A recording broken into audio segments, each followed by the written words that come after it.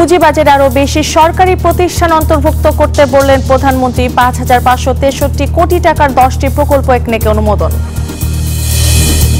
পায়রা ইপিজেডে ভূমি অধিগ্রহণ শুরু, শিগগিরই শুরু হবে নির্মাণ কাজ। বছরে প্রায় $2,000 মিলিয়ন আয়ের প্রত্যাশা। ক্যালেন্ডার অনুযায়ী সাতক্ষীরায় আম পাড়া শুরু, ফলন কমতে পারে 15%। বৈরী আবহাওয়াকে দুষছেন কৃষিবিদরা।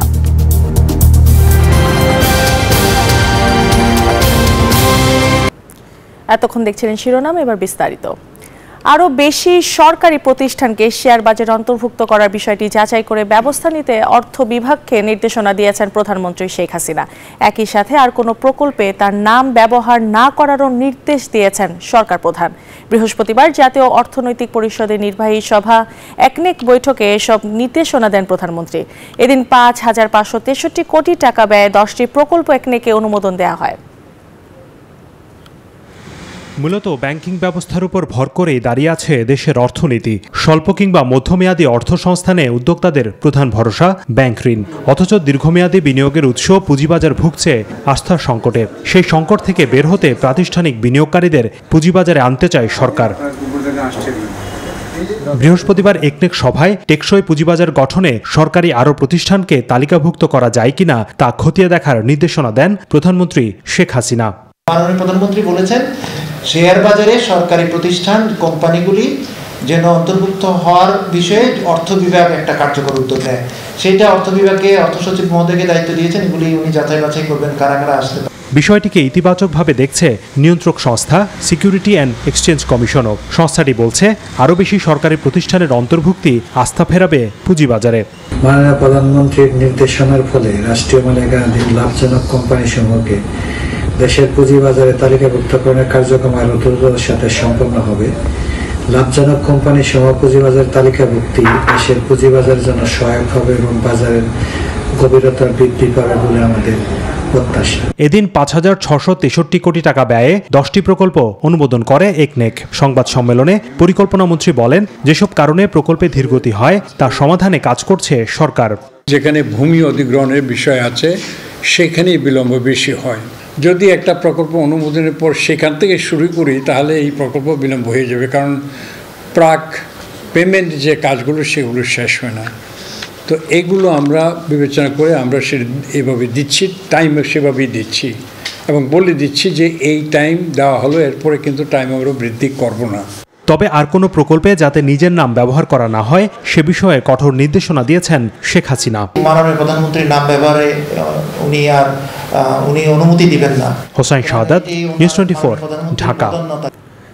রপ্তানি ও বাণিজ্যে অবদান রাখা 184 জন ব্যবসায়ীকে সিআইপি সম্মাননা দিল সরকার। বৃহস্পতিবার রাজধানীর একটি হোটেলে আয়োজিত অনুষ্ঠানে ব্যবসায়ীদের হাতে সিআইপি কার্ড তুলে দেন বাণিজ্য প্রতিমন্ত্রী আহসানুল ইসলাম টিটু। এ সময় রপ্তানি বহুমুখীকরণ, হস্তশিল্পে মনোযোগী হওয়ার পরামর্শ দেন প্রতিমন্ত্রী। রপ্তানি ও বাণিজ্যে অবদান রাখায় প্রতিবছর ব্যবসায়ীদের স্বীকৃতি দিয়ে আসছে সরকার। এবার 2022 সালে রপ্তানির জন্য 140 জন এবং বাণিজ্যে অবদান রাখায় 44 জন ব্যবসায়ীকে সিআইপি কার্ড তুলে দেওয়া হলো। বৃহস্পতিবার আনুষ্ঠানিকভাবে 144 জন ব্যবসায়ীর হাতে সিআইপি কার্ড তুলে দেন বাণিজ্য প্রতিমন্ত্রী। অনুষ্ঠানে এফবিসিসিআই সভাপতি জানান, অর্থনৈতিক সংকট কাটিয়ে ঘুরে দাঁড়িয়েছে ব্যবসায়ীরা। দাবি জানান নিরবচ্ছিন্ন গ্যাস ও বিদ্যুতের। মাননীয় মন্ত্রী, আপনাকে একটা জিনিস অনুরোধ করবো, আমাদেরকে আপনি অটোমেটেড গ্যাসটা ঠিক করে দেন, ইলেকট্রিসিটি ঠিক করে দেন, আমরা আপনাকে পয়সা দেবো, কিন্তু আমরা এটার জন্য ব্যবসা করতে পারছি না। আমার মনে হয় এই কাজটা যদি আপনি করে দেন তাহলে ব্যবসায়ীরা ব্যবসা করতে পারবে। এ সময় রপ্তানি বাড়াতে পণ্য বৈচিত্র্যকরণের উপর জোর দেন বাণিজ্য সচিব তপন কান্তি ঘোষ। অসংখ্য পণ্য আমরা দেখতে পাবো যেখানে তারা দেশের মধ্যে কিন্তু অনেক ভালো উৎপাদন করছেন এবং দেশের মার্কেট শেয়ারটা তারা দখল করছেন, কিন্তু এই পণ্যগুলোকে রপ্তানি বাজারে নিয়ে যেতে হবে। আর রপ্তানি বহুমুখীকরণে উদ্যোক্তাদের হস্তশিল্পে মনোযোগী হওয়ার আহ্বান জানান বাণিজ্য প্রতিমন্ত্রী। জানান, হাতে তৈরি এসব দেশীয় পণ্য বিশ্ব দরবারে ব্র্যান্ডিং করার কথা। 73টা দেশে আমাদের এমবেসি আছে, 23টা দেশে আমাদের কমার্শিয়াল কাউন্সিলর আছে। তাদের মাধ্যমে আগামী 1 বৈশাখে আমরা প্রত্যেকটা এমবেসিতে বৈশাখী মেলা করতে চাই এবং সেইখানে আমাদের এই যে হাতে তৈরি শিল্প আমরা পৌঁছে দিতে চাই সারা পৃথিবীর বিভিন্ন দেশে। এ সময় নতুন বাজার অনুসন্ধানে রপ্তানিকারকদের প্রণোদনা অব্যাহত রাখার কথাও জানান প্রতিমন্ত্রী। নতুন নতুন সেক্টর এবং নতুন নতুন মার্কেট অ্যাক্সেসের জন্য বিশেষভাবে প্রণোদনা দিতে পারি। ওয়ালিদ সাকিব, নিউজ 24, ঢাকা। আমাদের জন্য এবারে জানাবো বন্দর বাণিজ্যের খবর।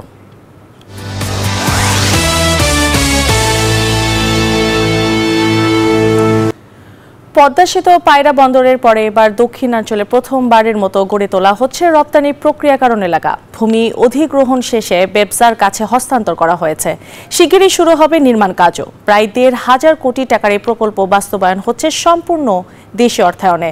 এই ইপিজেডে $1,500 মিলিয়ন বৈদেশিক বিনিয়োগ এবং প্রতি বছর $1,860 মিলিয়ন আয় হবে বলে জানান সংশ্লিষ্টরা।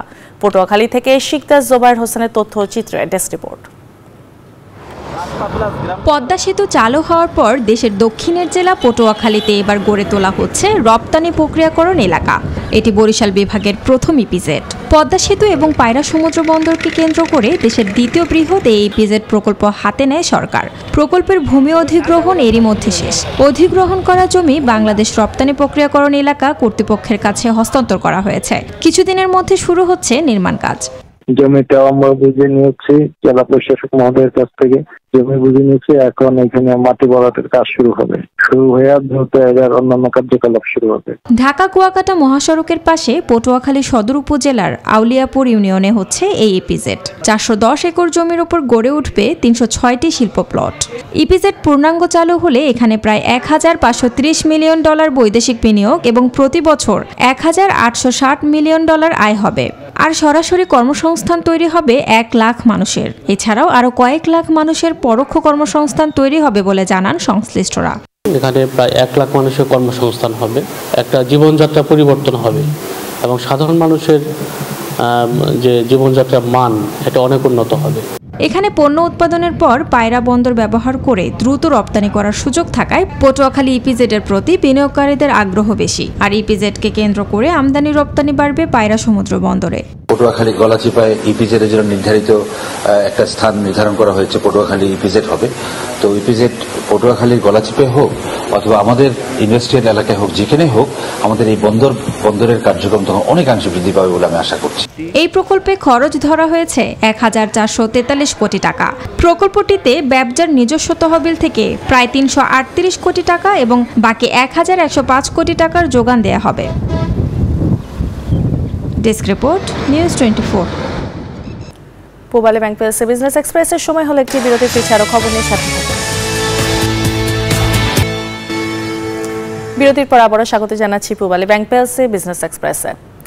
দেশের রপ্তানি বাণিজ্য এবং পোশাক ও বস্ত্র খাতে বিশেষ অবদানের স্বীকৃতি স্বরূপ 2022 সালের জন্য বাণিজ্যিক গুরুত্বপূর্ণ ব্যক্তি সিআইপি নির্বাচিত হয়েছেন বিগ বস কর্পোরেশনস লিমিটেডের ব্যবস্থাপনা পরিচালক সৈয়দ রেজাউল হোসেন কাজী।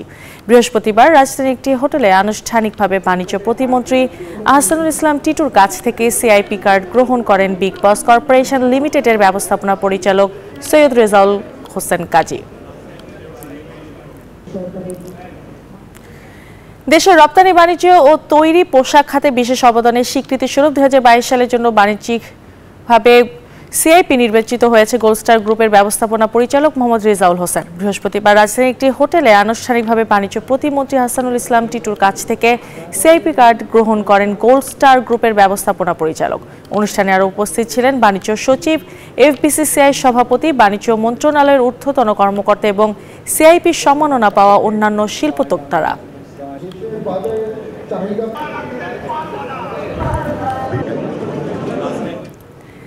আইসিসিবিতে সেমস গ্লোবাল ইউএস এর আয়োজনে 3 দিন ব্যাপী আন্তর্জাতিক প্রদর্শনী Meditex health, tourism, food and agro Bangladesh 2024 শুরু হয়েছে। আগামী 11 মে পর্যন্ত এই মেলা চলবে।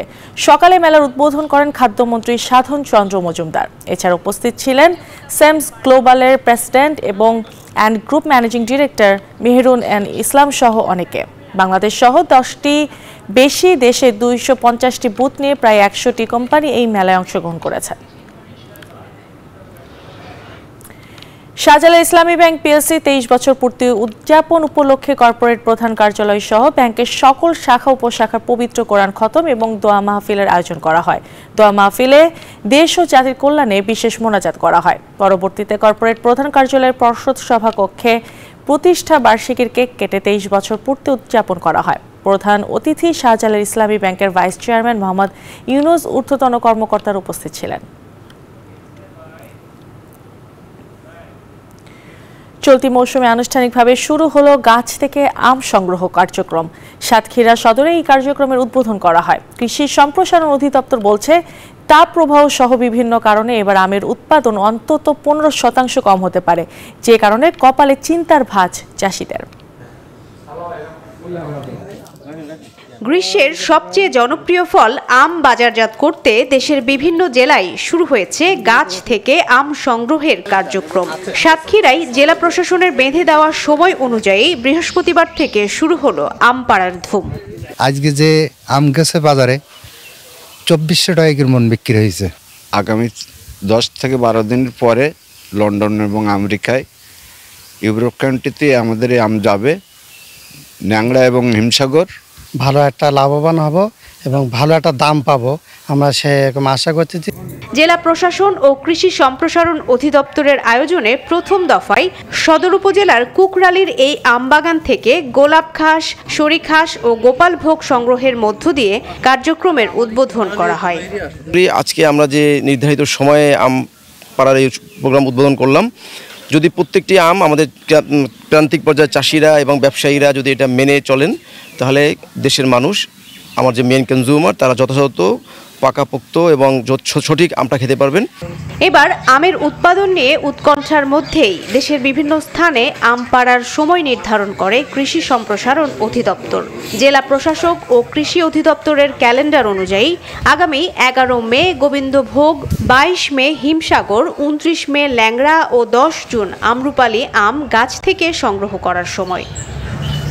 তবে এবার তাপপ্রবাহে আমের ফলনে বিরূপ প্রভাব ফেলেছে চাঁপাইনবাবগঞ্জে। এরই মধ্যে শুকিয়ে ঝরে পড়েছে অনেক আমের গুটি। চলতি মৌসুমে আমের মুকুলও তুলনামূলক কম।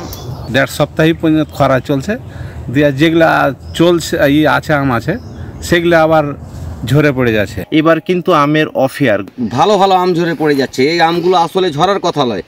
এবছর চাঁপাইনবাবগঞ্জের 5 উপজেলায় 4.5 লাখ মেট্রিক টন আম উৎপাদনের লক্ষ্যমাত্রা নির্ধারণ করা হয়েছে। আর সাতক্ষীরায় 4118 হেক্টর জমিতে উৎপাদনের লক্ষ্যমাত্রা 50,000 metric ton. Desk report, news 24। এই ছিল পূবালী ব্যাংক পিএলসি বিজনেস এক্সপ্রেসে এখনকার মতো আয়োজন। আরও সংবাদ ও বিশ্লেষণ জানতে ভিজিট করুন news24bd.tv। এতক্ষণ সাথে থাকার জন্য ধন্যবাদ।